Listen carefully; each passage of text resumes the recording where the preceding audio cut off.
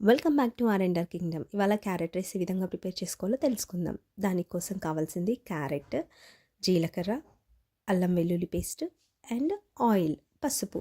Oil లేకపోతే గీ, నేనైతే ఇక్కడ గీ చేసుకున్నానండి. గీ యూజ్ చేసాం, మరి మీ ఇష్టము. అండ్ ఫస్ట్ క్యారెట్ మొత్తం తురిమి పెట్టుకున్నాను నేను ముందే. ఒక పాన్ తీసుకొని అందులో కొంచెం గీ వేసి అందులో జీలకర్ర వేసిన తర్వాత అందులోనే కొంచెం అల్లం వెల్లుల్లి పేస్ట్, పసుపు అవన్నీ వేసి అవన్నీ బాగా ఇక్కడ చూపిస్తున్నట్టు అవన్నీ కరెక్ట్గా కలిసిన తర్వాత దాంట్లోకి నేను క్యారెట్ తురుము అంతే వేసానండి. వేసి వాటన్నింటిని బాగా కలుపుకుని అది కూడా కొంచెం ఆయిల్లో మసులుతూనే మంచిగా ఉంటుంది. సో దాని తర్వాత దాంట్లోకి నేను రైస్ వేసాను.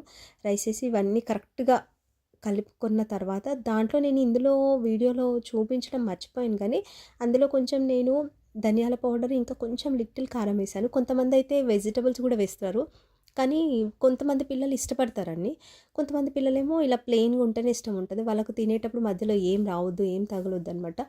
సో ఇదైతే ఇట్లా ఏంటంటే సింపుల్గా, అండ్ పిల్లలు కూడా ఇష్టంగా తింటారు, అండ్ హెల్తీ ఫుడ్, చూడ్డానికి కలర్ఫుల్గా అనిపిస్తుంది వాళ్ళకు కూడా. నేను పైన అయితే కొంచెం కొత్తిమీర ఇంకా ఫ్రై చేసిన కాజులు వేసానండి. Thank you.